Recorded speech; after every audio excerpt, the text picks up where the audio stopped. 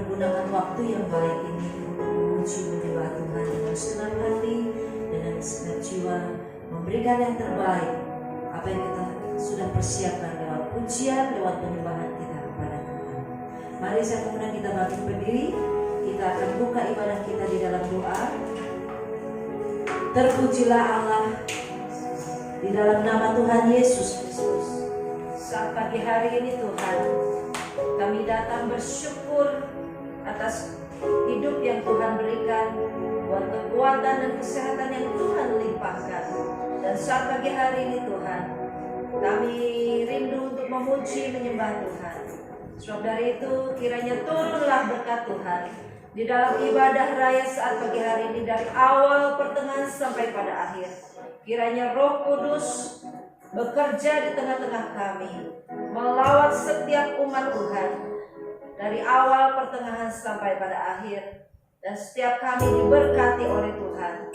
Terima kasih Tuhan, dan kami percaya Roh Kudus ada bersama dengan kami, mencurahkan berkat-Nya di tengah-tengah kami, sehingga pada waktunya kami pulang membawa berkat yang baru yang daripada Tuhan. Kami teringat buat saudara-saudara kami sedang perjalanan, kiranya Tuhan pimpin dan sertai setiap langkah mereka, sehingga mereka boleh tiba di tempat ini tepat pada waktunya. Terpujilah nama Tuhan. Kami serahkan ibadah kami dari awal, pertengahan sampai pada akhir hanya ke dalam tangan kuat kuasa Tuhan. Terpujilah di dalam nama Tuhan Yesus Kristus yang menjadi Tuhan dan Juru Selamat kami. Kami berdoa. Amin.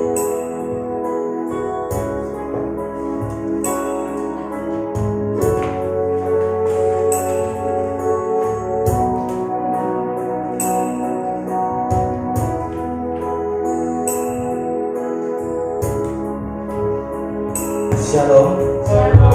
Selamat pagi. Haleluya. Berjumpa lagi dalam ibadah pagi ini. Kami percaya bahwa Bapak Ibu saudara semuanya dalam keadaan yang penuh dengan sukacita. Karena kebaikan Tuhan, karena kemurahan Tuhan sampai saat ini dan detik ini. Mari Bapak Ibu saudara semuanya, saya mau mengajak Bapak Ibu untuk memuji, untuk memuliakan nama Tuhan. Mari kita akan angkat lagu Manis Kau Dengar.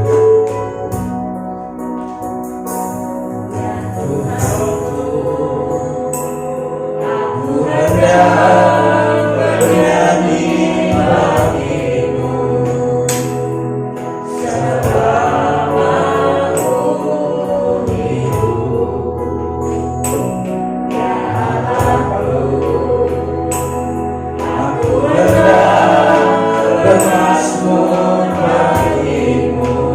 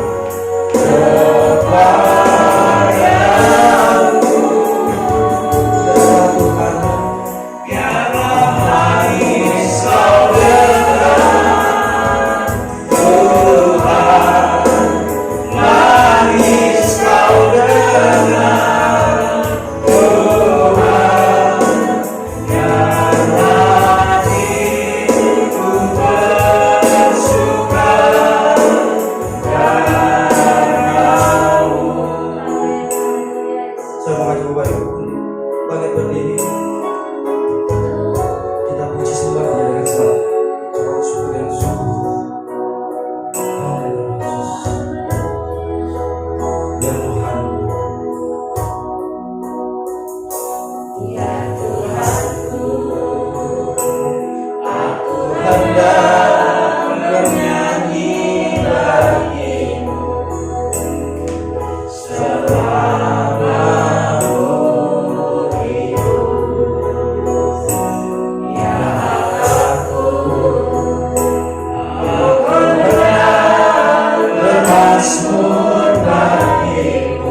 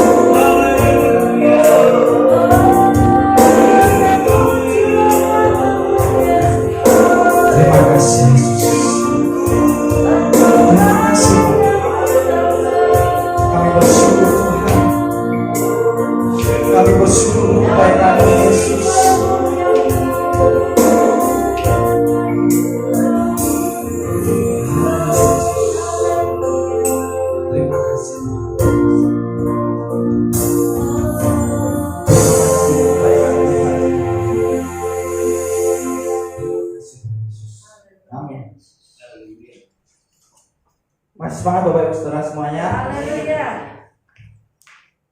Mari kita naikkan pujian, kita sorak-sorai dengan penuh dengan semangat karena Allah kita yang dahsyat. Amin. Amin. Haleluya. Allah kita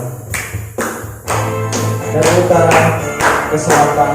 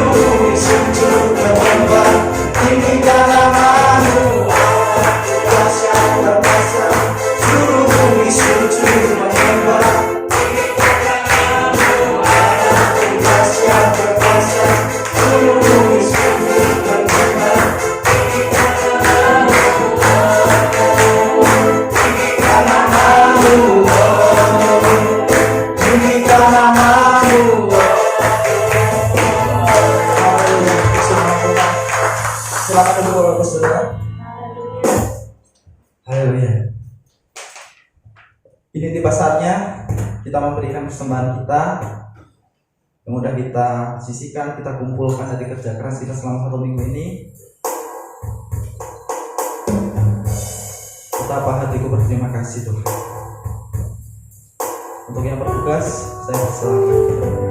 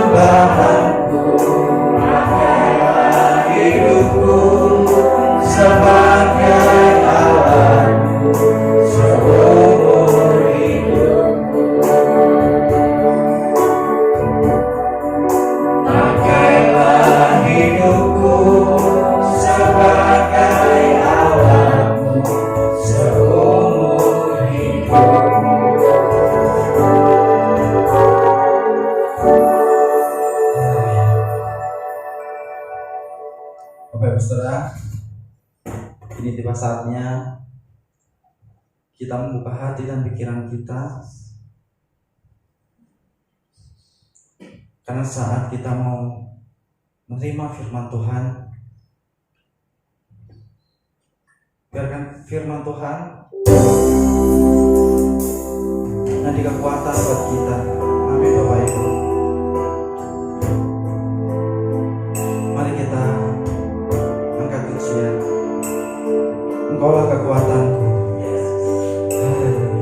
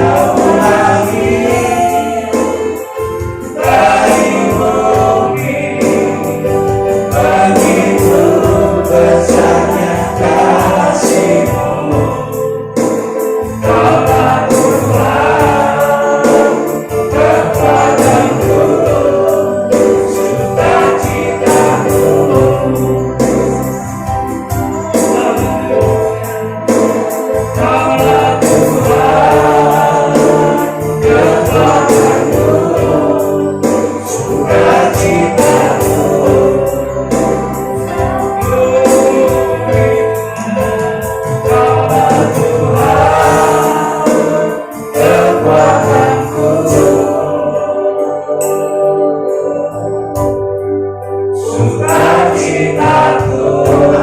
Kita berlihat Tuhan Yesus. Kau kekuatan bagi kami Yesus.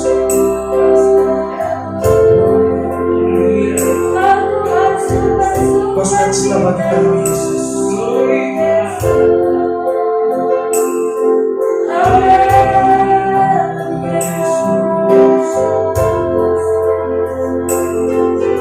Kau kekuatan bagi kami. Kau kekuatan bagi kami Tuhan.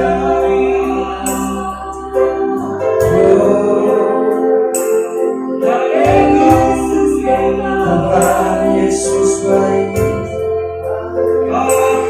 Tuhan Yesus baik. Terima kasih Tuhan.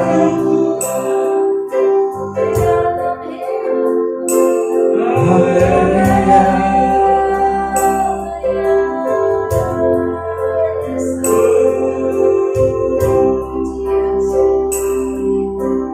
Terima kasih. Engkau kekuatan Tuhan Yesus. Kau sukacita bagi kami Tuhan. Walau badai seperti Tuhan menghadang kami Tuhan. Kami tak percaya Tuhan. Kami tak percaya Engkau baik bagi kami Yesus. Haleluya. Haleluya Tuhan. Terima kasih. Terima kasih.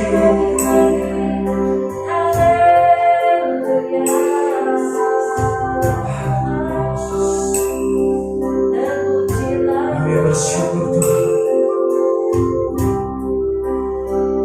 Di sepanjang hidup kami Tuhan.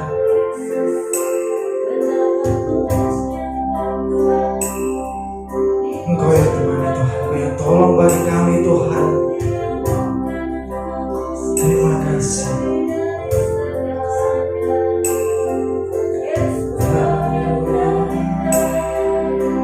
Terima kasih Tuhan. Terima kasih Yesus.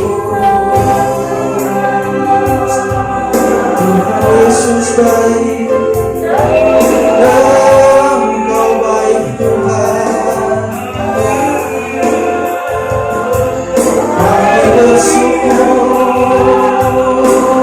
Tuhan. Kami bersyukur Yesus. Haleluya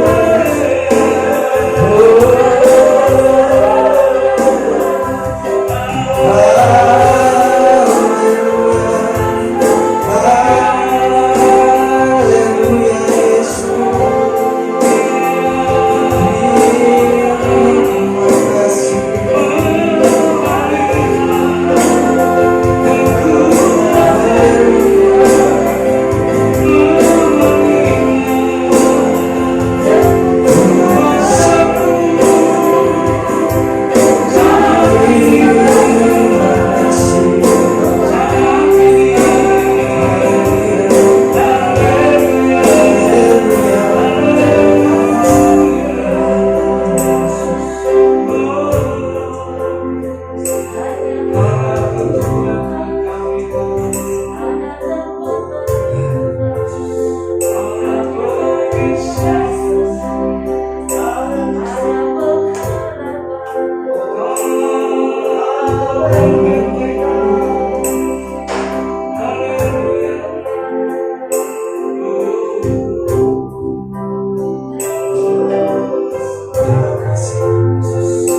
Terima kasih.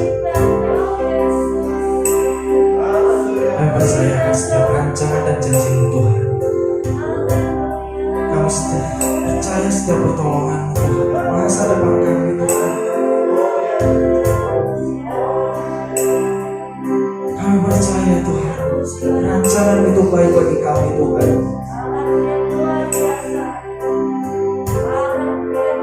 Terima kasih Tuhan Yesus.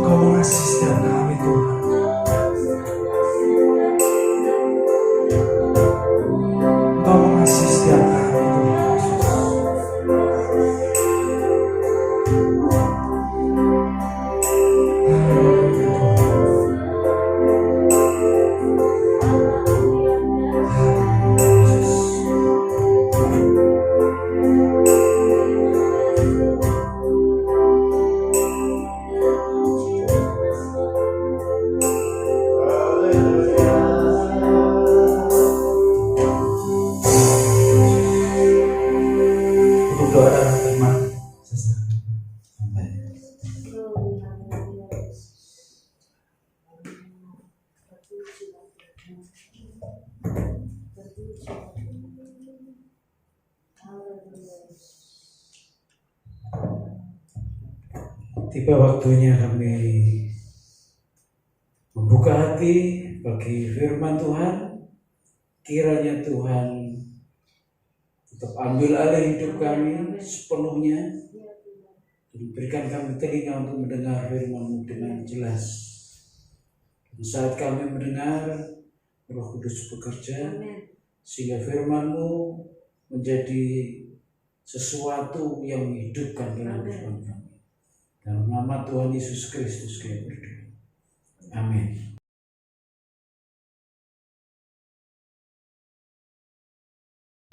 Silahkan duduk Bapak Ibu.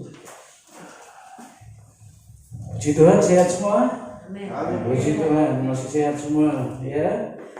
Itu semua berkat Tuhan, saudaraku. Kalau kita sehat itu berkat Tuhan ya. Sehat itu mahal harganya.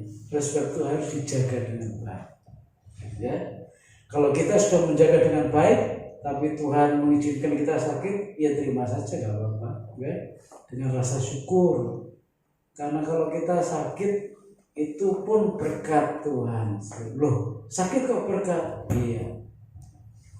Kenapa? Kalau kita sakit, kita diizinkan Tuhan untuk istirahat sebentar, ya.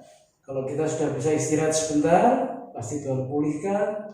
Dan ketika Tuhan pulihkan, maka kita akan segar kembali dan kekuatan kita akan diperbaharui lebih baik dari sebelum sakit. Pagi hari ini saya akan bicara mengenai 4 jenis hati manusia. Ya, 4 jenis hati manusia. Ya.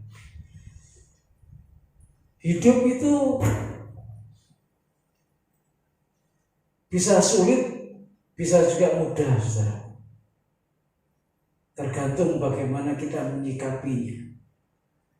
Kalau pikiran kita diliputi dengan hal-hal yang membebani kita, ya, pikiran kita berkata sulit, ya sulitlah hidup kita. Tapi kalau hati dan pikiran kita berkata bahwa semua harus kita jalani dan setiap persoalan yang kita hadapi tentu Tuhan izinkan itu terjadi dan pasti Tuhan siapkan jalan keluar, maka kita akan menjalani kehidupan kita ini dengan baik. Saudaraku, ya, sekali lagi hidup itu susah, bisa susah, sulit, bisa sulit, tapi mudah juga bisa mudah, tergantung bagaimana kita menyikapinya. Ya, sekali lagi pagi hari ini saya akan bicara mengenai 4 jenis hati manusia. Ada baiknya saya ajak saudara untuk membuka dalam Injil Matius pasal 13 ayat 4 sampai 8.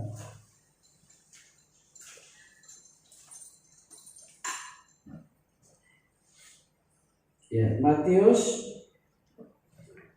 pasal 13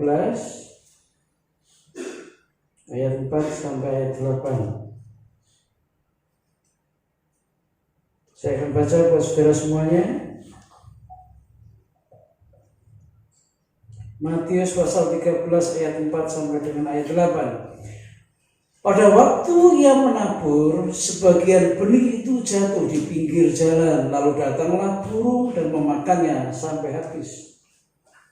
Sebagian jatuh di tanah yang berbatu-batu, yang tidak banyak tanahnya, lalu benih itu pun segera tumbuh karena tanahnya tipis. Tetapi sesudah matahari terbit, layulah ia dan menjadi kering karena tidak berakar. Sebagian lagi jatuh di tengah semak duri, lalu makin besarlah semak itu dan menghimpitnya sampai mati. Dan sebagian jatuh di tanah yang baik, lalu berbuah, ada yang 100 kali lipat, ada yang 60 kali lipat, ada yang 30 kali lipat. Siapa bertelinga, hendaklah ia mendengar. Nah, ya saudaraku, tingkat kecerdasan manusia itu beda-beda. Tingkat kecerdasannya beda-beda, tingkat kepekaannya juga bisa beda-beda. kita tidak bicara dengan orang lain, saudaraku. Dalam satu rumah saja, dalam satu keluarga saja, itu tingkat kecerdasan dan kepekaan itu bisa beda-beda. Ada orang yang mengajar, yang diajar kemudian tidak tahu, tidak mengerti. Diajar lagi berkali-kali lagi masih tidak tahu, tidak mengerti juga. Nah ini tingkat kecerdasannya memang dipertanyakan, saudaraku. Kalau orang diajar sekali biasanya menangkap dan mengerti. Tapi ada yang sudah diajar berkali-kali tapi nggak ngerti-ngerti juga. Ya. Jadi kalau saudara sebagai seorang guru punya murid seperti ini, wah, saudara harus panjang ususnya. Panjang ususnya, panjang sabar ya. Sudah diajar berkali-kali masih nggak paham, masih nggak ngerti. Ya. Itu model seperti itu ada. Ada juga diajar sekali langsung ngerti, langsung paham, saudaraku.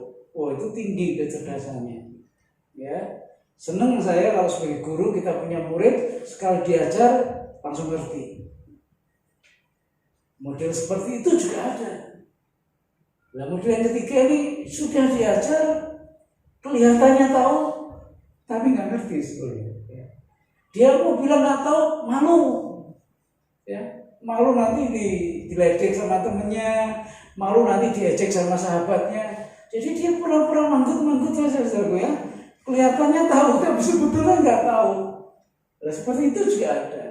Jadi tingkat kecerdasan manusia itu berbeda-beda, termasuk tingkat kepekaan itu berbeda-beda. Tuhan Yesus menghadapi orang yang bermacam-macam seperti ini.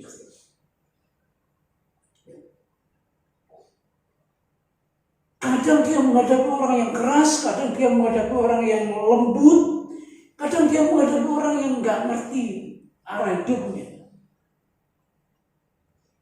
Namun kalau saya memperhatikan kehidupan Tuhan kita, begitu luar biasanya Tuhan kita. Dengan berbagai macam tipe manusia, dengan berbagai macam tingkat kecerdasan, tingkat kepekaan manusia yang berbeda-beda, tapi Tuhan Yesus bisa masuk ke semua tempat, ke semua lini. Padahal tantangannya berat. Tantangannya bukan masalah alam saja, tapi orang-orang Farisi yang merasa bahwa mereka adalah golongan yang mendapat hak untuk mempelajari, mempertahankan hukum Taurat, itu selalu menghadap Tuhan Yesus. Itu tantangan yang berat. Belum lagi masalah sarananya, saudaraku ya. Nggak seperti sekarang begitu mudah aja dengan metode seperti apa, pelajaran seperti apa bisa dapat kita dapatkan di berbagai macam sarana. Tapi waktu itu nggak ada. Jadi Tuhan Yesus dari kampung ke kampung, pribadi lepas pribadi. Satu kali dia ketemu dengan seorang perempuan Samaria yang ada di pinggir sumur, ya. Tuhan Yesus mengajar bagaimana tentang hidup yang jujur, ya. Ketika Tuhan Yesus bertanya, mana suamimu? Perempuan Samaria ini berkata, saya nggak punya suami. Tuhan Yesus berkata, betul kamu nggak punya suami. 5 orang yang pernah hidup sama kamu bukan suamimu, bukan? Dan yang sekarang tinggal dengan kamu juga bukan suamimu. Ya. Ketika Tuhan Yesus bertanya, di mana suamimu? Tuhan Yesus sudah tahu siapa ini perempuan Samaria. Dia menggiring, dia mendorong supaya perempuan Samaria ini berkata jujur. Dan ketangkap itu perempuan Samaria. Kadang Tuhan Yesus bertemu dengan pribadi-pribadi seperti ini. Kadang Tuhan Yesus masuk ke keluarga-keluarga. Ke Betania, ada di situ ada Maria, ada Marta, ada Lazarus. Seringkali Yesus ke sana melayani sebuah keluarga dan keluarga-keluarga yang lain. Ketika Tuhan Yesus masuk sinagog, mengajar di sana. Ada orang Farisi, orang Saduki, mereka yang beribadah di rumah-rumah ibadah. Tuhan Yesus membaca hukum Taurat, mengajar di sana. Tapi ada kalanya Tuhan Yesus juga mengajar kepada ribuan orang di atas bukit. Dan 5.000 orang lebih, mereka mendengar Tuhan Yesus mengajar, mereka mendengar Tuhan Yesus berkhotbah. Semua cara yang Tuhan lakukan itu mengenal semuanya, saudara. Jadi kalau saudara mau belajar seorang ahli komunikasi yang baik, belajar kepada Yesus. Kalau saudara mau belajar tata bahasa yang baik, belajar kepada Tuhan Yesus. Dari anak yang paling kecil, dari tingkat yang paling rendah sampai tingkat yang paling tinggi, Tuhan Yesus sanggup masuk ke sana. Dan kali ini Dia mengajarkan sebuah perumpamaan tentang seorang penabur. Tentu saudara seringkali mendengar dan bahkan membaca ayat-ayat ini. Saya hanya mengulang saja, saudaraku, supaya kita tidak lupa. Ya. Karena cenderung manusia itu suka lupa. Khotbah saya minggu kemarin apa juga? Iya. Udah mau lupa kan? Baru 1 minggu. Belum kalau setahun yang lalu. Nah, manusia itu cenderung cepat lupa. Makanya firman Tuhan perlu diulang supaya tidak lupa. Ya. Saya akan, bukan hal yang baru ini seorang penabur ini, tapi dalam perumpamaan ini Tuhan Yesus mau berkata bahwa ada 4 jenis hati manusia.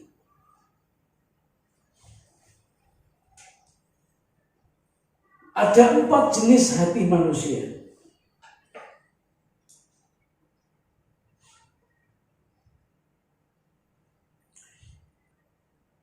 Kalau saudara perhatikan baik-baik, seorang penabur ini menghadapi 4 tipe tanah. Tanah itu ibarat hati kita. Tanah itu diibaratkan hati manusia. Dan taburan itu adalah kebenaran firman Tuhan. Ya. Firman yang saya sampaikan ini adalah benih yang ditabur. Firman Tuhan yang saudara dengar saat saudara di rumah, saat saudara melihat televisi, saat saudara mendengar lagu dan seterusnya, itu benih kebenaran. Ketika benih kebenaran itu kita dengar, kemudian hati kita merespon. Dan ternyata ada 4 jenis tanah atau hati manusia. Ketika benih kebenaran firman itu ditabur, sebagian jatuh di tanah atau di pinggir jalan, itu yang pertama. Ya, sebagian jatuh di pinggir jalan. Sebagian jatuh di tanah yang berbatu-batu, sebagian jatuh di semak-semak belukar, sebagian jatuh di tanah yang baik. Sekarang kita melihat jenis tanah yang pertama atau jenis hati manusia yang pertama, yaitu ketika benih firman Tuhan ditabur, jatuhnya sebagian di pinggir jalan. Di pinggir jalan itu artinya nggak serius. Bisa dengar, bisa enggak. Itu nggak serius. Atau dengar juga, masuk keluar juga langsung. Masuk telinga kiri, keluar telinga kanan, masuk telinga kanan, keluar telinga kiri. Itu di pinggir jalan. Ya, nggak fokus. Ya. Itu tipe hati yang diibaratkan di pinggir jalan. Nggak serius, Kalau baca Alkitab nggak serius, dengarkan firman Tuhan nggak serius, nggak fokus, ya. Kemudian ya pikirannya kemana-mana. Itu pinggir jalan, saudara. Makanya ketika taburan itu jatuh di tanah yang model seperti ini, nggak berbekas. Nggak berbekas. Karena nggak ngerti. Haleluya, ya ikut haleluya. Yang lain bilang haleluya, ikut haleluya. Amin, ya ikut amin. Ketika keluar dari gereja, tadi Pak Pendeta khotbah apa? Loh, tadi bilang haleluya paling keras. Tadi bilang aminnya paling keras ketika keluar dari pintu gereja tadi. Apa ya khotbahnya? Karena nggak fokus, karena nggak serius, karena pikirannya kemana-mana. Makanya jangan heran, ada orang-orang Kristen yang sudah sekian lama, jangankan berbuah berakar aja tidak, saudaraku. Hanya berdaun lebat. Kalau tumbuh-tumbuhan hanya daunnya lebat, nggak kelihatan buahnya, manfaatnya sangat sedikit, saudaraku. Sangat sedikit. Berdaun lebat itu, ya kelihatan sibuk sih. Kelihatan sibuk. Senin pelayanan di sini, Selasa pelayanan di sana, Rabu pelayanan di sana, Senin ibadah di sini, Selasa ibadah di sana, Minggu muter seminggu, sibuk kan? Itu daunnya saja, belum kelihatan buahnya. Ya. Tuhan Yesus enggak bicara mengenai kesibukan kita, enggak. Kita sibuk tapi kalau enggak fokus, itu kebenaran firman Tuhan bagaikan jatuh di pinggir jalan. Itu tipe yang pertama. Ya. Firman Tuhan enggak tertanam dengan baik karena jatuhnya di pinggir jalan. Kalau saudara berdiri di pinggir jalan, saudara nggak akan pernah bisa fokus, nggak akan pernah bisa tenang. Kalau sekitar ada motor lewat, ada motor lewat, ya pikiran kita sudah nggak tenang kalau kita berdiri di pinggir jalan, apalagi nunggu yang ditunggu. Di telepon nggak diangkat, di SMS nggak dijawab, waduh, pikirannya udah nggak karuan kan? Itu di pinggir jalan. Jadi kalau benih firman Tuhan itu jatuhnya di pinggir jalan kepada orang-orang yang nggak serius, nggak fokus, sekalipun badannya ada di dalam gereja, firman Tuhan nggak berakar. Itu yang pertama, ya. Yang kedua, selain benih itu jatuh di pinggir jalan, benih itu jatuh di tanah yang berbatu-batu. Ya. Tanah itu, benih itu jatuh di tempat yang berbatu-batu, tanahnya berbatu-batu. Ya.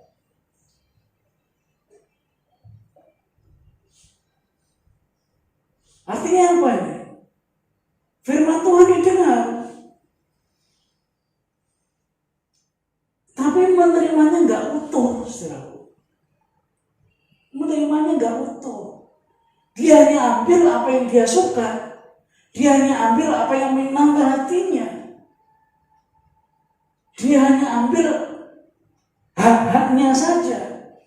Sementara kalau kita baca firman Tuhan, itu ada hak dan tanggung jawab. Ya. Ada janji, ada juga perintah. Sebagian besar orang Kristen lebih suka janjinya saja. Oh, Tuhan berjanji ini, Tuhan berjanji ini, Tuhan berjanji. Tapi ketika ada firman Tuhan yang memerintahkan kita untuk berbuat sesuatu, dia buang itu. Tanah yang berbatu-batu itu adalah gambaran orang yang menerima kebenaran secara tidak utuh, yang enak-enak saja. Wah, Tuhan Yesus itu Tuhan yang sanggup membuat mujizat, betul. Pokoknya ikut Tuhan enak dah. Enaknya di mana? Saya mau ngomong apa adanya loh. Ya. Ketika saudara mengambil keputusan untuk terima Tuhan Yesus dalam hidup saudara secara pribadi, kan serangannya semakin kencang, saudara. Serangannya semakin kencang.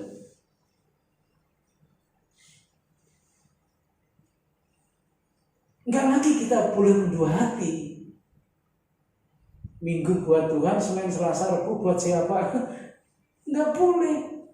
Kalau sudah terima Yesus, Minggu buat Tuhan, Senin, Selasa, Rabu juga buat Tuhan juga. Oh, ikut Tuhan pokoknya enak deh, diberkati deh. Betul. Tapi ada berkat, ada juga penderitaan, bukan? Kalau saudara hanya menerima sepotong-sepotong jadi orang Kristen itu enak, diberkati Tuhan. Setelah lihat 12 murid Yesus itu mana yang enak? Enggak ada, saudara. Enggak ada yang enak. Mereka hidupnya susah terus. Susah semua, saudara. Ya, bahkan sampai mati. Enggak ada yang di antara 12 murid Yesus itu tidak ada mati dalam keadaan normal, enggak ada. Ada yang satu disalib dengan kepala di bawah kan, Petrus. Yakobus dipanah di daerah India. Yohanes digoreng, dibuang di Pulau Patmos. Siapa lagi? Loh, yang gini-gini mereka nggak mau, saudara. Pokoknya janji Tuhannya yang baik lah buat saya. Bagaimana Tuhan mendisiplinkan kita, bagaimana Tuhan mengajar kita, dia buang. Ada orang-orang Kristen yang menerima firman-Nya nggak utuh, sepotong-sepotong. Dia pilih mana yang dia suka, dia pilih mana dia yang senang. Sementara yang lain-lain dia buang. Itu tanah yang berbatu-batu. Benih itu dihimpit sehingga tidak bisa berkembang. Maka firman Tuhan tadi dalam Injil Matius ya, pasal 13, benih yang jatuhnya di tanah yang berbatu-batu dihimpit, nggak berkembang, dan akhirnya dikatakan banyak yang murtad. Banyak yang murtad. Ada orang yang nggak tahan dengan kesulitan hidup. Karena mereka pikir menjadi orang Kristen itu enak semuanya. Nah, terbukti kan? Ketika semuanya susah, nggak mudah, baru tahu dia, loh kok seperti ini. Akhirnya dia kembali lagi ke kehidupan yang lama, bukan? Banyak yang murtad. Ayat 4-8 sedang baca itu baik-baik. Benih itu nggak bertumbuh karena dihimpit. Kalau kita mau baca Alkitab, baca firman Tuhan, ambil secara keseluruhan. Yang enak, yang nggak enak, ambil semua. Ya, pernah kan beberapa waktu lalu saya bicara mengenai enak di mulut, baik di perut. Ya, kalau saudara makan manis semua, dijamin gulanya tinggi. Maka harus makan yang pahit-pahit juga supaya netral.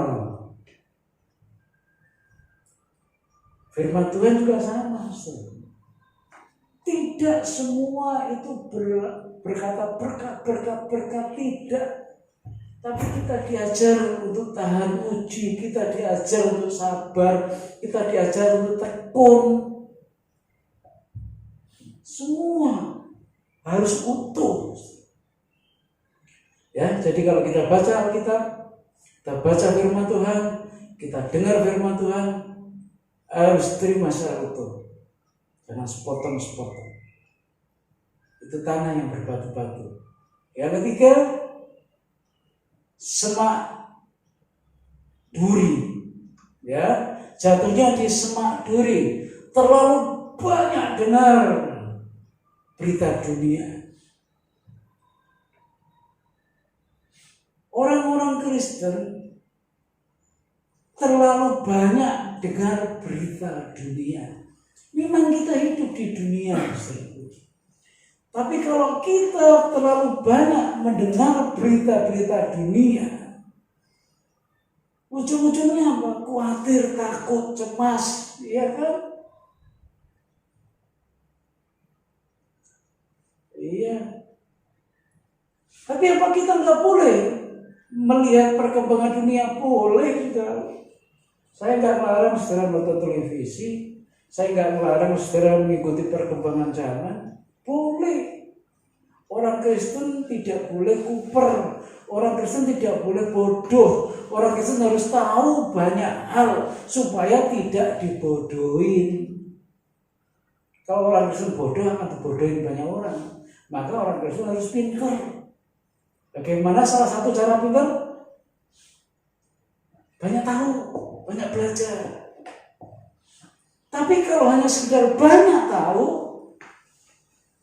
sepanjang hari mendengar berita-berita dunia, maka dijamin saudara akan khawatir, takut, cemas, gelisah. Ya kan? Minggu kemarin kan saya tanya, adakah yang sudah divaksin? Belum ada yang divaksin.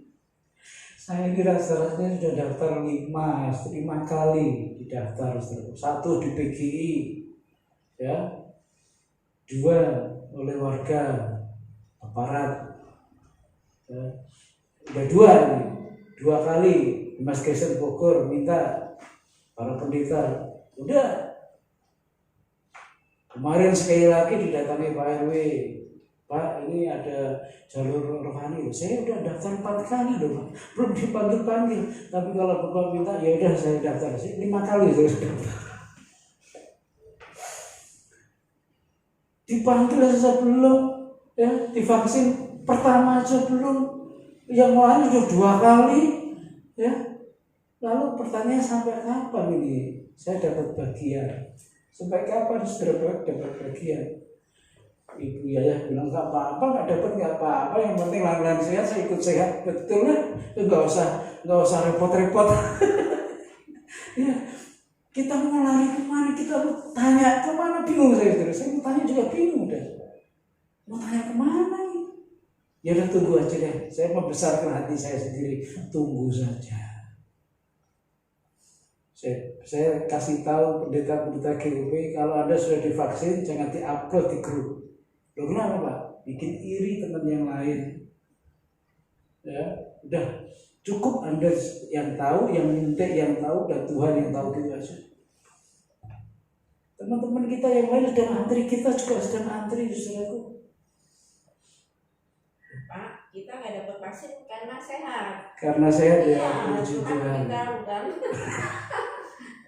Puji Tuhan, sehat. Yang divaksin itulah mungkin ada sakit. Kalau sakit malah nggak boleh. Kalau sakit nggak boleh divaksin. Iya, saudaraku, ya. Coba, saudaraku. Kalau kita memonitor terus, kita bisa khawatir, kita takut. Benih yang baik yang seharusnya tumbuh ketika jatuh di semak belukar nggak kelihatan lagi. Yang kelihatan semak belukar, semak durinya. Makanya ketakutannya semakin tinggi daripada percayanya kepada Tuhan. Saudara boleh nonton televisi, saudara boleh dengar perkembangan situasi yang terjadi, tapi bandingkan dengan firman Tuhan yang saudara baca, yang saudara makan sehari-hari, berimbang atau tidak. Bandingkan dengan jam-jam ketika saudara berdoa, bandingkan ketika saya berdiam diri kepada Tuhan dan berkata, aku tetap percaya bahwa Tuhan sanggup melindungi aku. Bandingkan dengan waktu ketika saya duduk berdiam diri di hadapan Tuhan berkata, aku percaya bahwa pemeliharaanmu sempurna. Kalau berita dunia terlalu banyak kita dengar, sementara firman Tuhan terlalu sedikit kita masukkan, maka benih yang baik itu akan terhimpit. Dan berita dunia akan membuat saudara dan saya khawatir. khawatir. Tanah itu benih yang jatuh di semak belukar. Saudaraku, memang baca Alkitab itu metode kuno, udah banyak ditinggal oleh banyak orang Kristen. Tapi buat saya dorong pada saudara, jangan pernah meninggalkan metode kuno ini, saudaraku. Karena hanya firman Tuhan membuat hati kita teduh.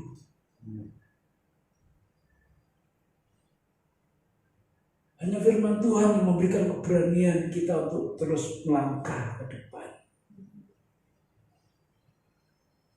Tanpa itu kita khawatir, takut dari terbit matahari sampai terbenam, kita takut, khawatir, cemas, dan bingung.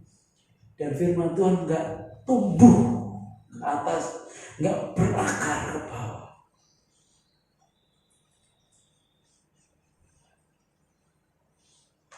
Ajari anak-anak saudara kalau masih kecil dengan hal yang sangat sederhana saja. Saya bersyukur anak-anak saya yang kecil dua-duanya itu kalau berdoa sudah bos, lancarnya kita.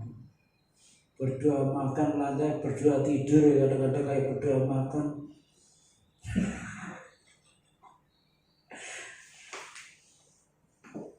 Tapi itu kan mulai terlihat, dibiasakan.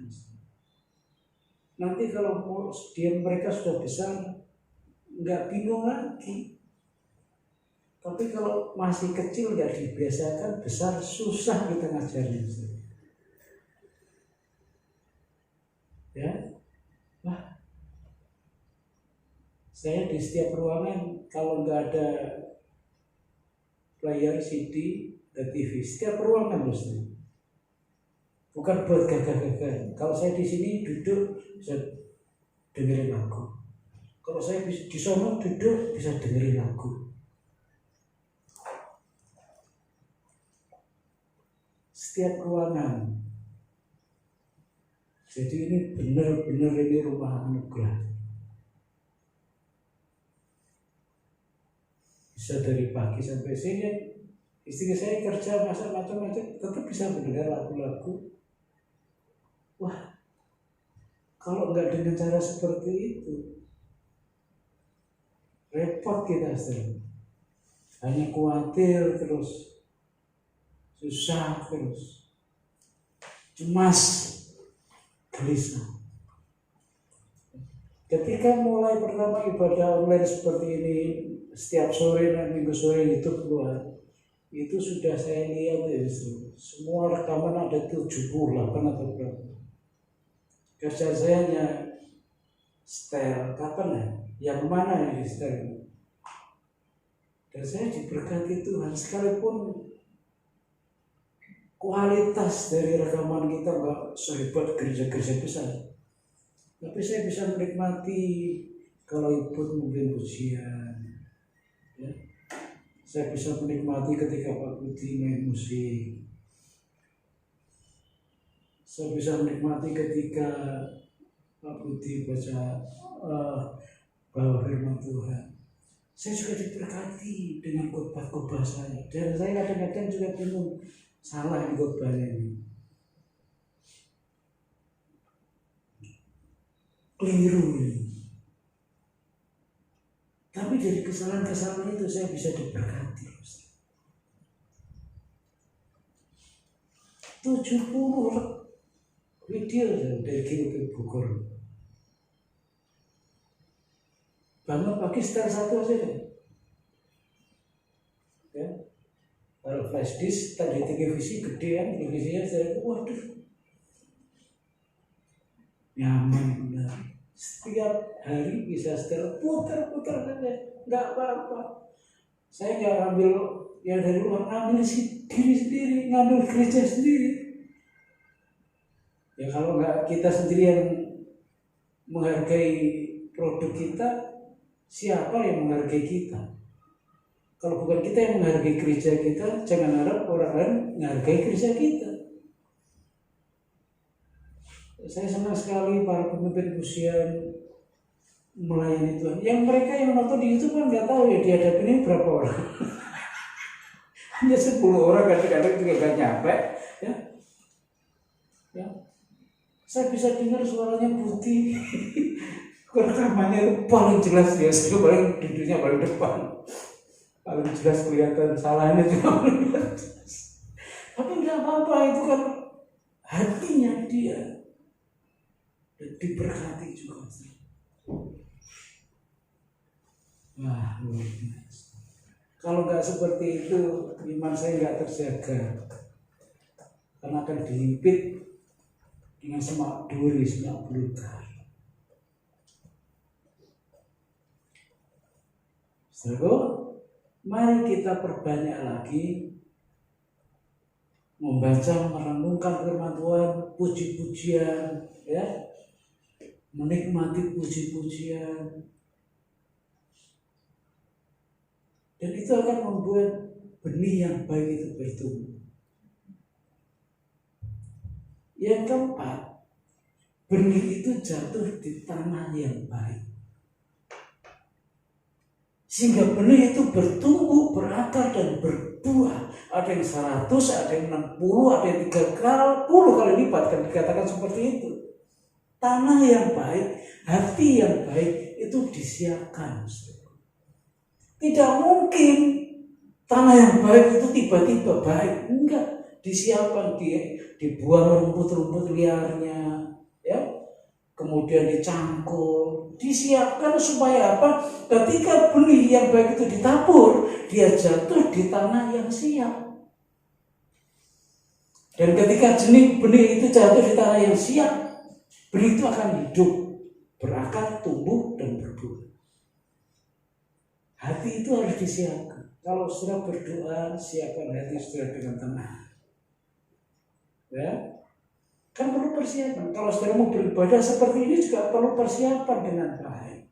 Bukan saja yang melayani perlu persiapan, jemaat juga perlu persiapan.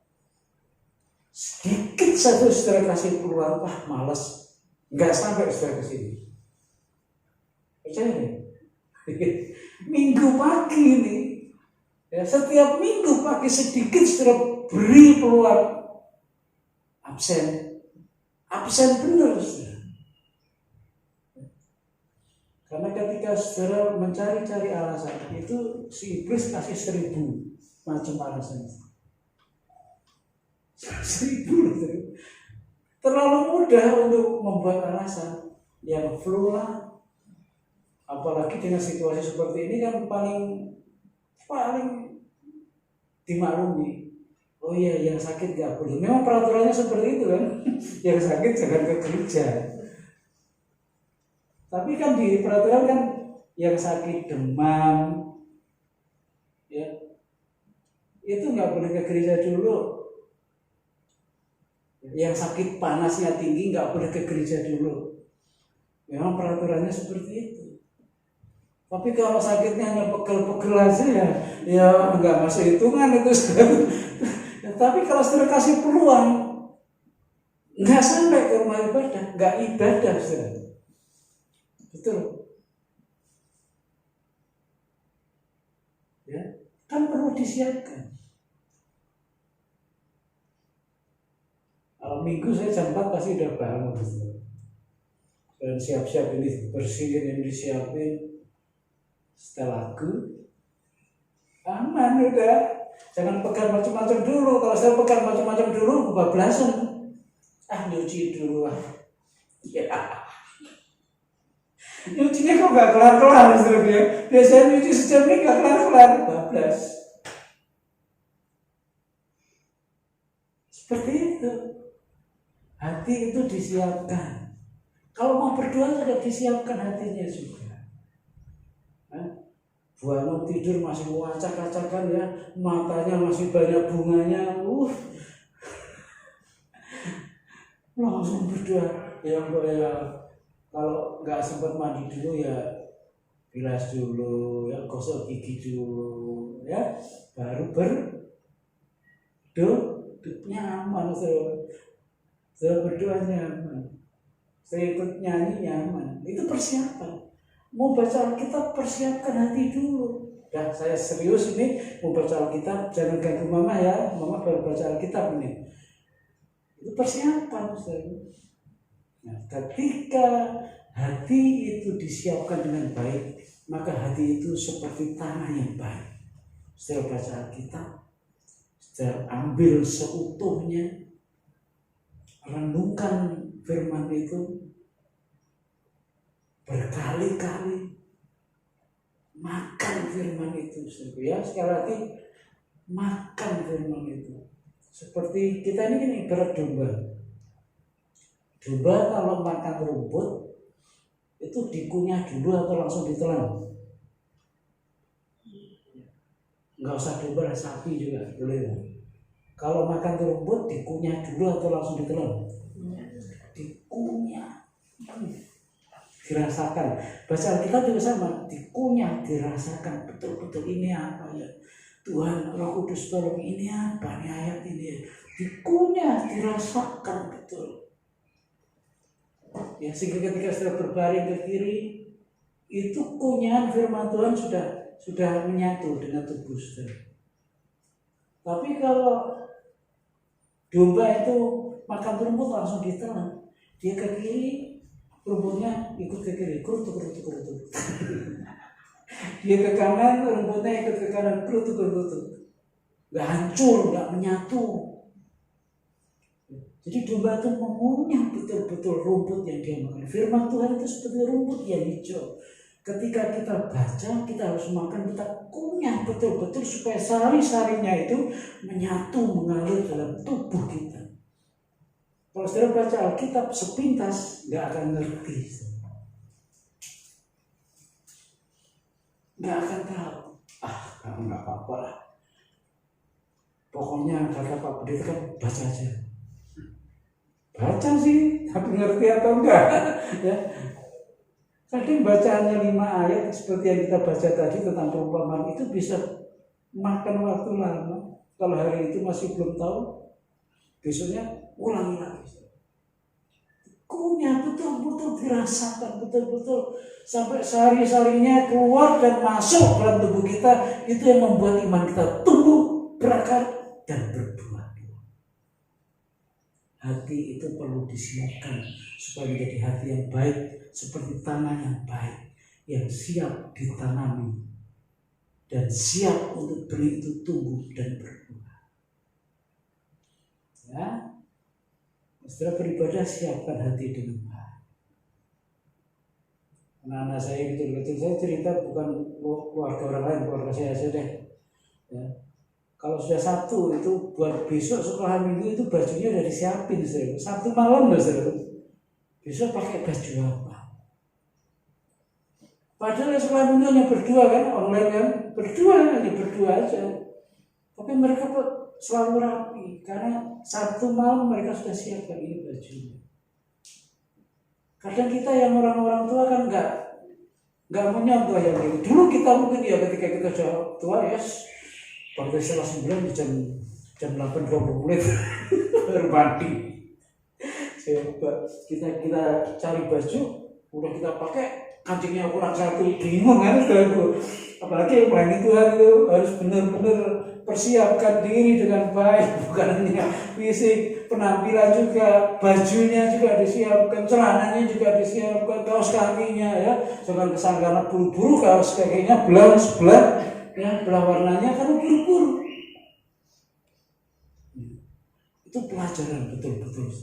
Sebab kalau kita mepet waktunya, kalau ada sesuatu yang di luar perencanaan, udah bingung kita. Bingung. Karena saya ngalami ketika saya waktu-waktu itu mepet aja. Baju belum sebanyak sekarang. Dari langsung ambil dari lemari, nggak taunya kancingnya kurang satu. Nyari kancing yang sama kan susah sih. Maksud yang satu putih yang satu hitam kan diketawain anak-anak kecil lagi. Hari itu tinggal 10 menit mau pelayanan, mau ke toko kapan biar nggak bisa. Ya. Ketemu kancingnya benangnya nggak ada, ayo coba. Ketemu kancing, ketemu benang jarumnya nggak ada, coba. Repot kan? Makanya siapin persiapan, ya. Firman Tuhan itu tumbuh kalau hati kita siapkan dengan baik. Sepele kan ini, tapi bagi kita itu penting. Karena ini bukan masalah apa, ini masalah bagaimana kita hidup. Nah, Tuhan ajarkan kita hari ini tentang bagaimana membuat hati kita itu siap seperti tanah yang baik, yang siap ditabur benih-benih kebaikan, benih kebenaran. Persiapkan hati kita kalau mau datang pada Tuhan. Karena Tuhan ingin supaya taburan kebenaran itu berbuah dalam hidup kita masing-masing. Ada yang berbuah 30 kali lipat, ada yang berbuah 60 kali lipat, ada yang berbuah 100 kali lipat. Tapi setiap orang Kristen itu harus berbuah. Berbuah itu keharusan, bukan pilihan. Kalau saudara menjadi orang Kristen harus berbuah, menjadi berkat buat keluarga. Tuhan suka melihat hidup kita. Ya. Berapa lama setelah jadi orang Kristen? Biar setiap benih yang ditabur bertumbuh, berakar, dan berbuah lebat dalam hidup. Caranya bagaimana? Persiapan hati kita seperti agar menjadi tanah yang baik. Kalau hari ini hati saudara siap dan saudara sudah siapkan, taburan firman Tuhan itu akan tertanam, berakar, bertumbuh, dan berbuah dalam Kristus. Dan kalau berbuah kan kita bisa nikmati Tuhan. Berkat Tuhan mengalir, perlindungan Tuhan, sukacita, damai sejahtera, kerukunan. Itu yang nggak bisa kita beli. Saudara bisa beli mobil, tapi untuk kerukunan nggak bisa beli. Saudara bisa beli rumah, tapi untuk sukacita tidak bisa beli. Tapi saudara bisa dapat ketika hati kita siapkan, dan benih itu akan tertanam, tumbuh, dan berbuah lebat dalam hidup kita. Tuhan memberkati kita semua. Haleluya.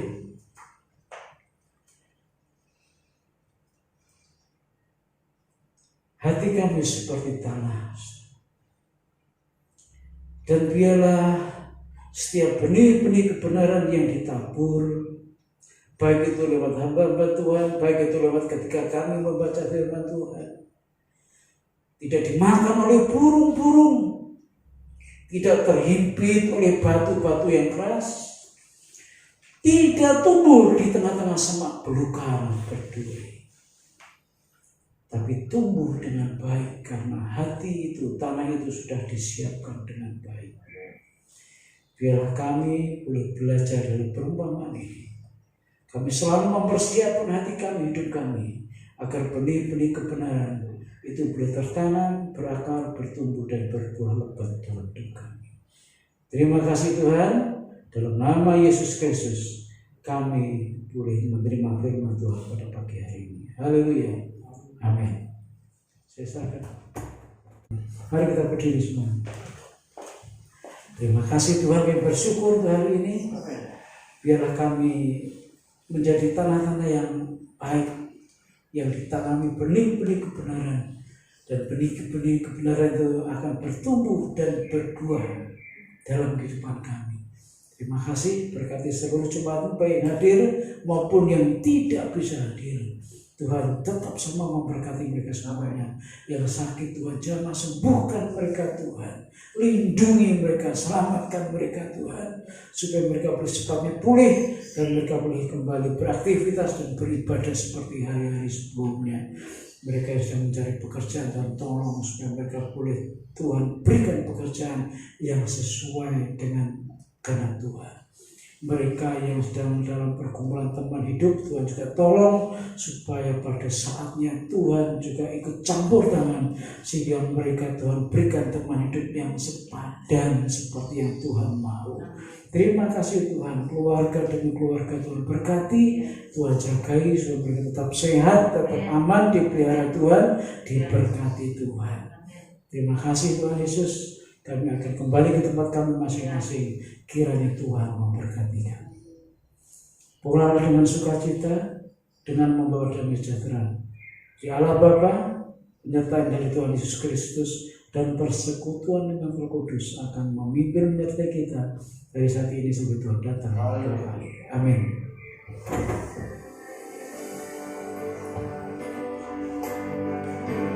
Kami memuji kebesaran-Mu, ajaib Tuhan.